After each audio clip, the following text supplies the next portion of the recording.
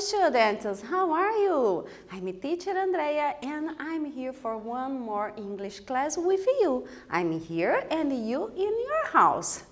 You are welcome to this class. Então vocês são bem-vindos à nossa aula número 36. Quero lembrá-los novamente, do Google Classroom. Lembre que a interação com o seu professor é através do Google Classroom. Lá tem as atividades, além da atividade de frequência, que é o primeiro link que aparece lá no Google Classroom. Você precisa clicar lá, responder a atividade para garantir a sua frequência na aula de hoje, certo? Bom, como vocês já sabem, nós sempre iniciamos a nossa aula recapitulando um pouquinho da aula passada. Vocês se lembram que nós estudamos a aula passada? Não? Não tem problema, nós vamos ver agora, ó. Aula passada, então, nós estudamos Childhood Memories, lembram disso? As memórias da infância, as coisas que as pessoas gostavam de fazer e que depois de adulto elas relembram, Tem essa memória gostosa, boa da infância. E read some summaries. Nós fizemos leitura de alguns resumos, estudamos esse gênero textual, falamos de algumas características do resumo e algumas dicas ali, de como fazer um resumo. E também estudamos linking words de summary, as linking words de resumo. São aquelas palavrinhas que estão ali no texto para dar uma conexão, para ligar uma frase na outra, para tornar o seu texto mais comunicativo, mais fluente e mais organizado também. Bom, e para hoje então, o que nós vamos estudar? Today we are going to talk about volunteering. Nós vamos falar sobre voluntário, trabalho voluntário. Vamos falar também do texto informativo. Nós vamos fazer a leitura de um texto informativo, ou mais de um, e vamos comentar a respeito também desse gênero textual. E vamos estudar as palavras polissêmicas em inglês. Professora, vem você com essas palavras difíceis, Fiquem tranquilos, as palavras polissêmicas são bem fáceis, a gente vai estudar ela daqui a pouquinho.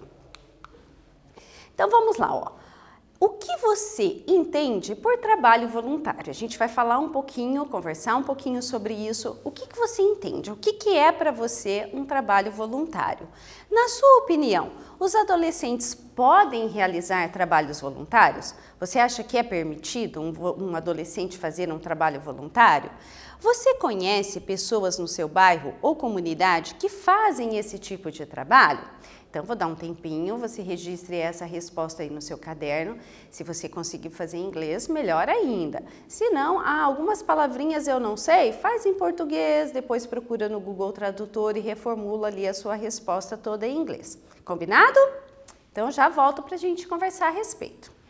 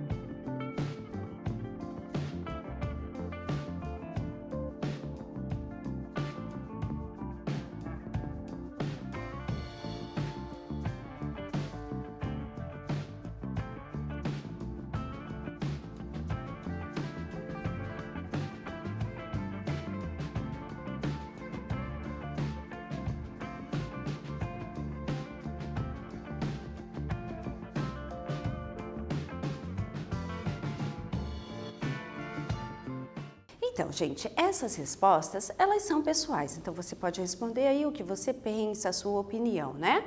E você, o que você respondeu aí? Você acha que adolescente pode fazer um trabalho voluntário?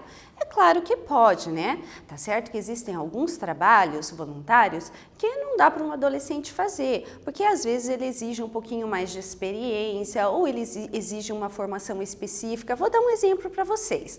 De repente lá uma ONG que cuida de animais abandonados. O que o adolescente pode ajudar? Fazer um trabalho voluntário, né? Ele pode fazer um trabalho voluntário alimentando esses animais, dando banho, levando para passear.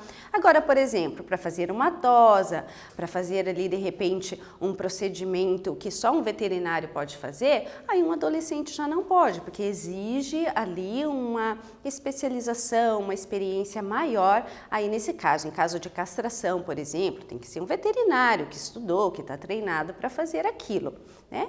E lá na pergunta 1, o que é um trabalho voluntário? Trabalho voluntário é aquele, como o próprio nome diz, você não recebe por ele, você faz porque você quer. Você quer ajudar uma pessoa, então você vai lá e oferece o seu trabalho sem receber por ele, é voluntário. E na terceira pergunta ali, você conhece alguém? Existe, né, várias organizações, várias ONGs que fazem trabalho voluntário, né? Então, de repente, aí no seu bairro, na sua vizinhança, tem alguém que faça esse trabalho. Continuando então, você sabia, ó, did you know? Os trabalhos voluntários no Brasil, eles são regulamentados pela Lei 9.608 de 1998, que estabelece como serviço voluntário as ações que tenham objetivos, olha, científico, recreativos, culturais, cívicos, educacionais ou assistenciais. Então vejam, olha, quantas áreas a gente pode fazer trabalho voluntário? Está na lei, tem uma lei que regulamenta esse trabalho, né? Então, continuando lá, eu trouxe aqui algumas atividades que a pessoa pode fazer de maneira voluntária para ajudar outras pessoas. Então, olha lá o título. Do you do anything to help people? Você faz alguma coisa para ajudar as pessoas? Isso é um trabalho voluntário. Então, eu trouxe ali, ó, 6 frases para que vocês relacionem com as imagens. Na número 1, helping neighbor and an elderly. Eu não vou traduzir as palavras agora, eu quero que vocês tentem lembrar aí as palavrinhas que vocês já conhecem, o vocabulário que vocês já adquiriram até, né, com esses anos de estudo de inglês, e também que vocês prestem atenção naquelas palavrinhas que são parecidas com o português, as palavras cognatas que a gente sempre comenta aqui com vocês. Number 2, feeding people and animals. Então, você vai relacionar essa frase com a imagem. Number 3, teaching something to someone. Giving your seat to someone. Number 5, doing chores. E number 6, donating stuff. Então, você vai relacionar aí, ok? No seu caderno e eu já volto para a gente conferir a resposta.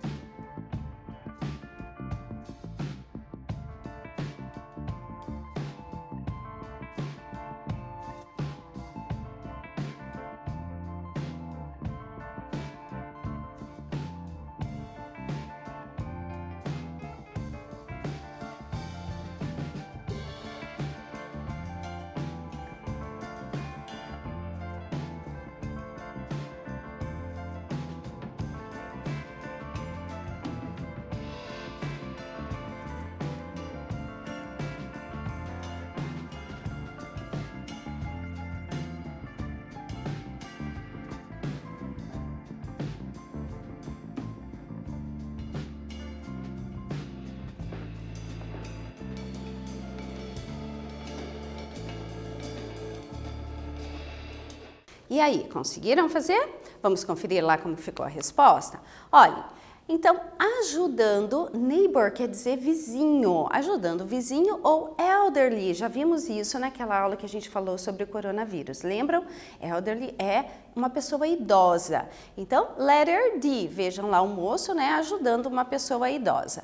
Feeding people or animals. Então, animals vocês já sabem, né? Feeding é alimentar. Então, alimentar pessoas, aquelas pessoas necessitadas, né, ou animais.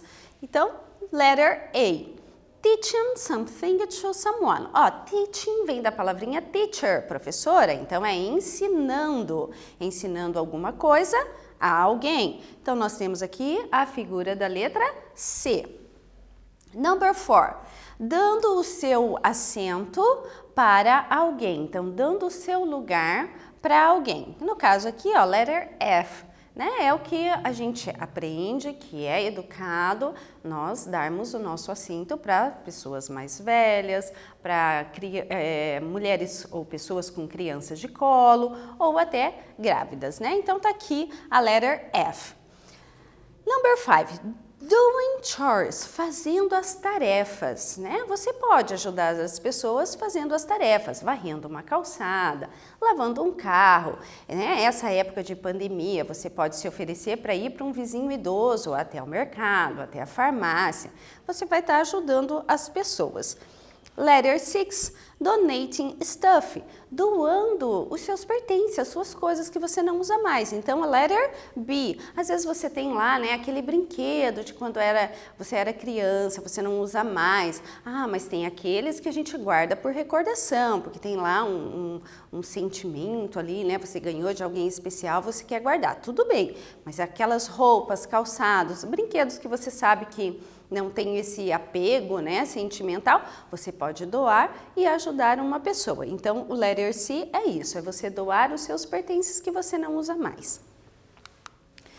Agora nós vamos falar um pouquinho do texto informativo. Ele é um gênero textual e é um texto em que o escritor expõe brevemente um tema, fato ou circunstância ao leitor. É um texto objetivo, normalmente em prosa, com linguagem clara e direta. Aqui, gente, normalmente em prosa é porque ele é um texto corrido. É diferente, por exemplo, de um texto em versos, numa poesia, tá?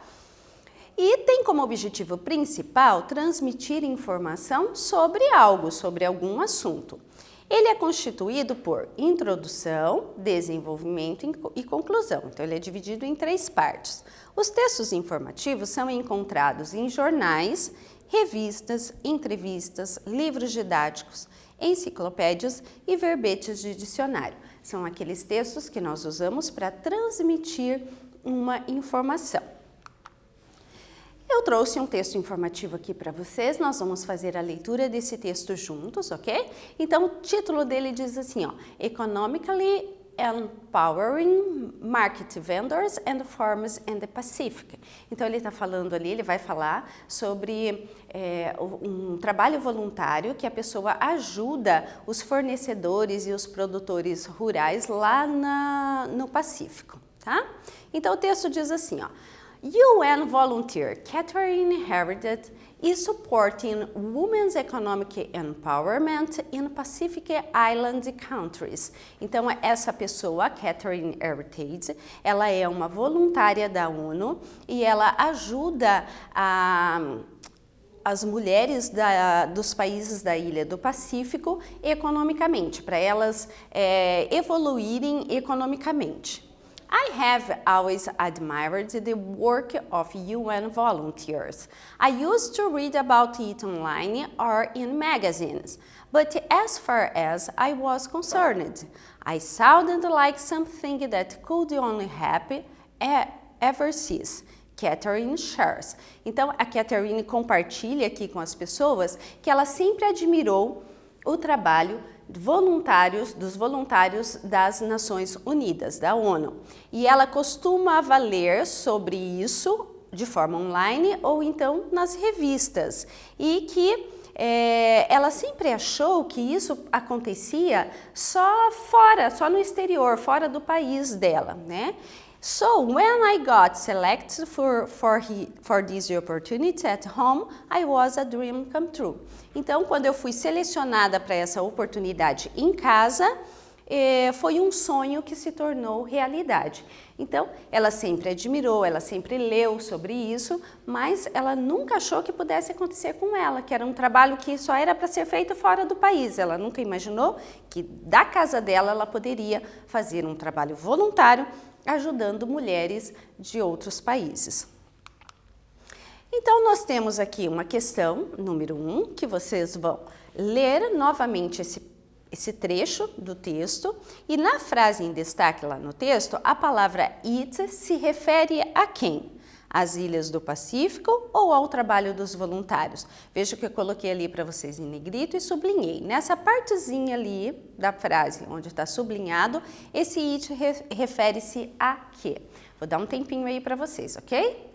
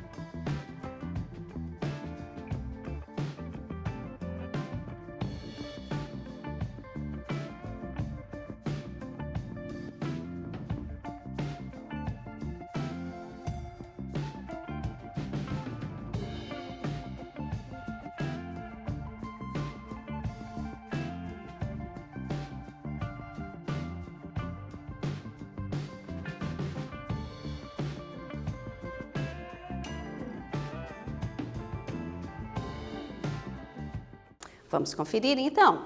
Olhem lá, né?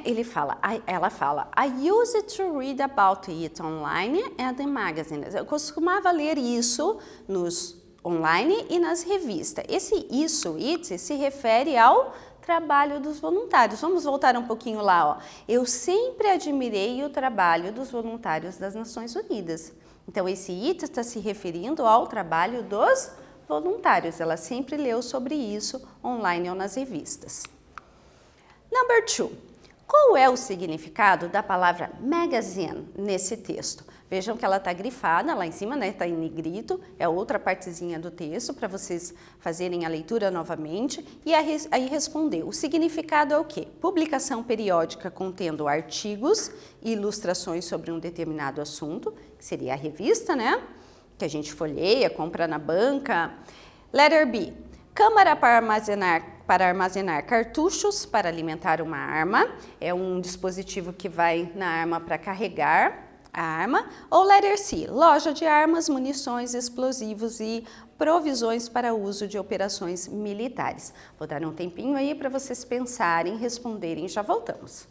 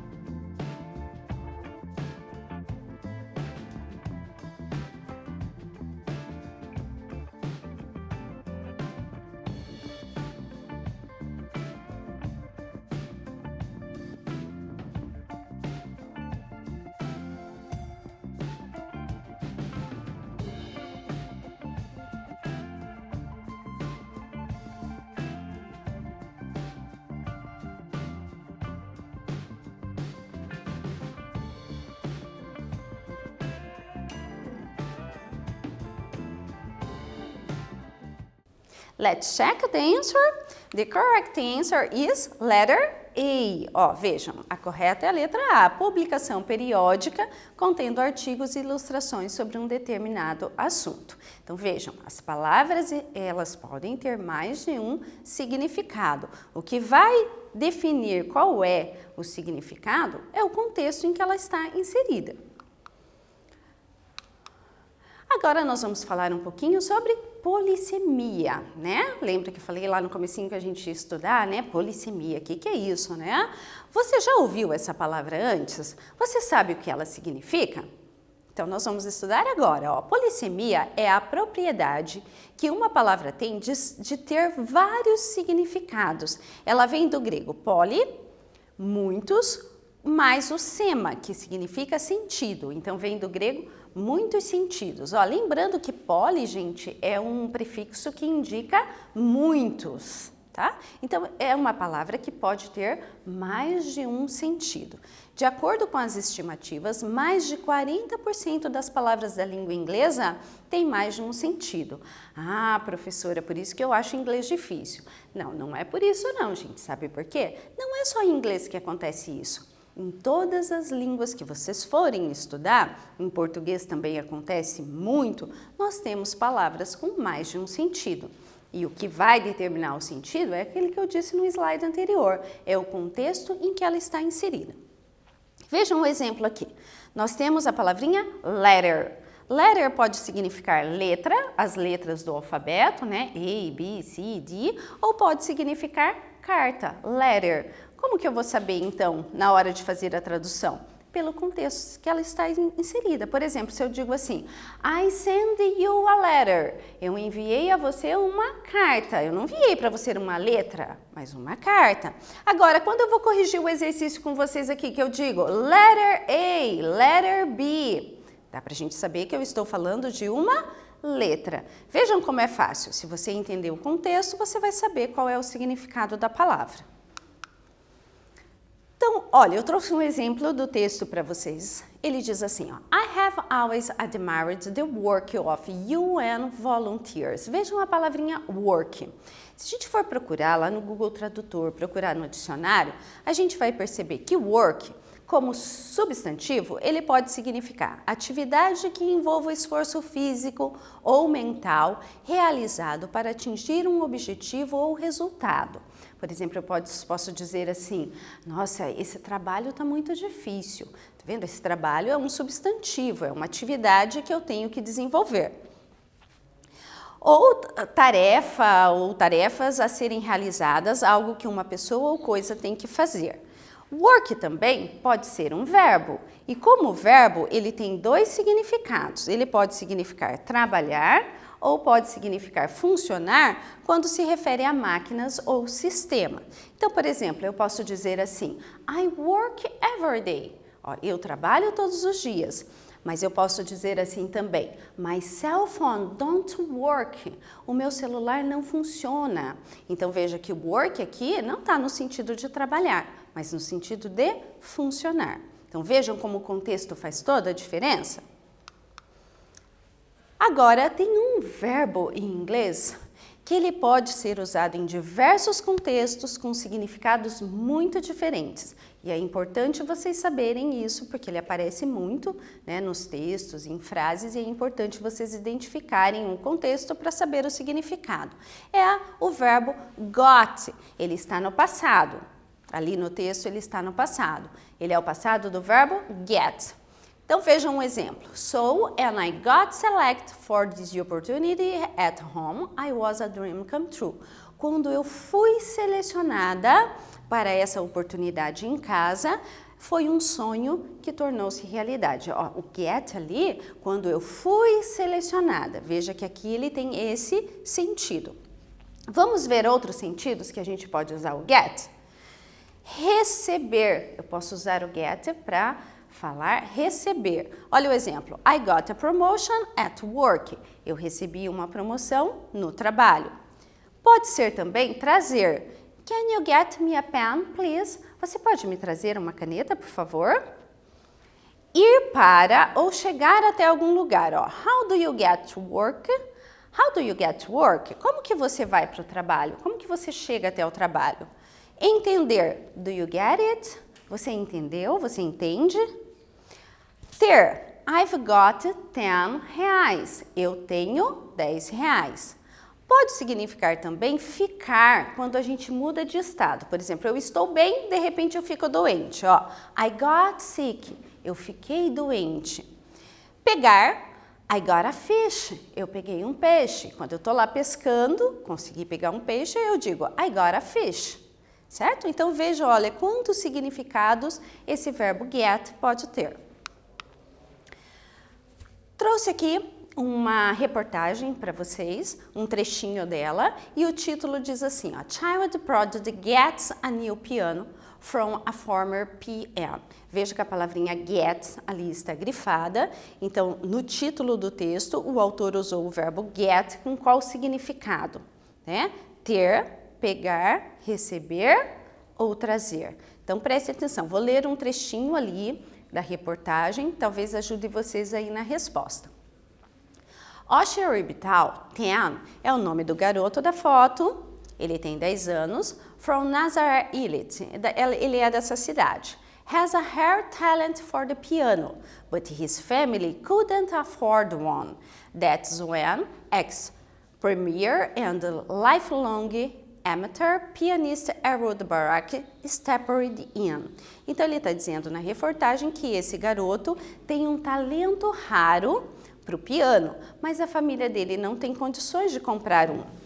Então, o ex-primeiro-ministro e um pianista amador, esse ex-primeiro-ministro é pianista, o nome dele é Ehud Barak, ajudou ele, né, interviu nessa situação. Então, doou para ele um piano. Então, lá no título, esse get significa o quê? Vou dar um tempinho aí para vocês pensarem e responderem.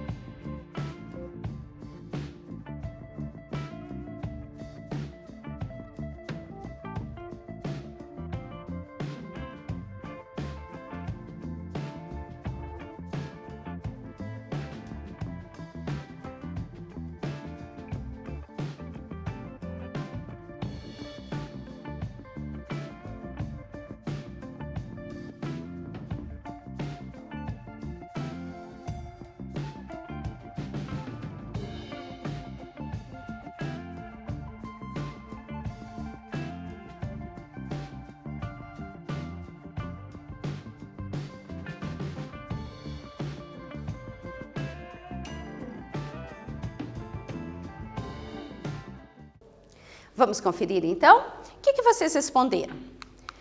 A resposta correta aqui então é receber, né? Um garoto prodígio recebe um novo piano. Ele ganhou, foi uma doação, né?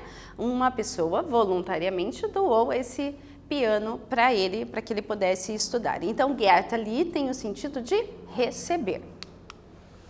Aqui nós temos duas imagens, ó. Vocês já conhecem, né? O Kit Kat e a famosa frase have a break, have a Kit Kat. E depois nós temos ali uma imagem de dois celulares quebrados, né? Ali com a tela quebrada, aqui ele arrumado. E aí, you break it, you fix it. Então, os textos acima, eles são websites, olha, veja que esse gênero textual nós já estudamos aqui. Advertisements, também.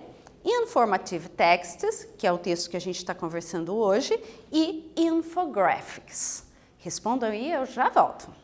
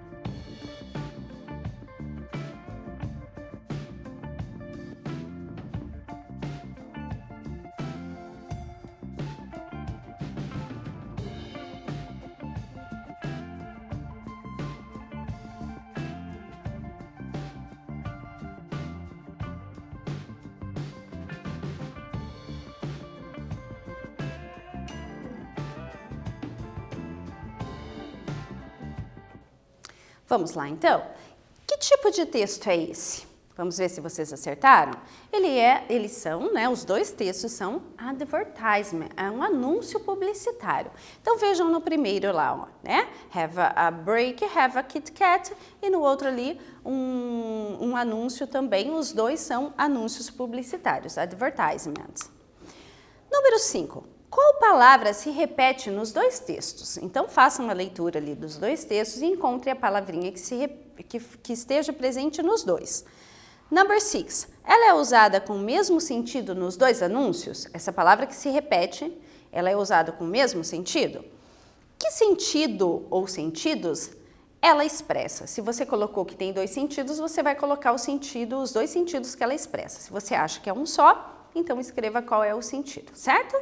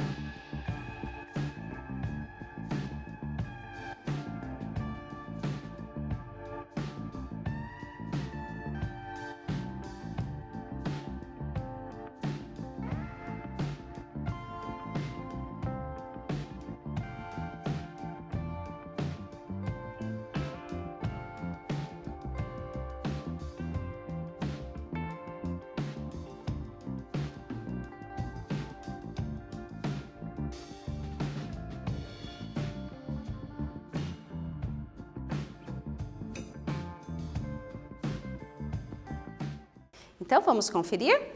Qual palavra se repete, então, nos dois textos? Nós temos a palavrinha, então, break, né? Está aqui, have a break e you break it. Ela é usada com o mesmo sentido nos dois textos? Não, né? Ela tem sentidos diferentes. Que sentido, então, que sentidos ela expressa? No primeiro, expressa uma pausa, né? Um intervalo. Ó, have a break, faça uma pausa. Tenha lá, coma um Kit Kat. E no segundo, o break ali está no sentido de quebrar. Ó. Você quebra, nós consertamos. Você quebra o celular e nós consertamos. Então, veja que a mesma palavra, ela é uma palavra polissêmica, ela tem esses dois sentidos dependendo do contexto em que ela esteja. E agora, então, é a hora do nosso quiz. Vocês já estão acostumados, já sabem que nós vamos responder duas perguntas juntas. Enquanto eu estiver lendo e comentando sobre a pergunta, anote aí no seu caderno se é a resposta A ou a resposta B, para a gente conferir logo já em seguida, beleza? Vamos lá. A primeira.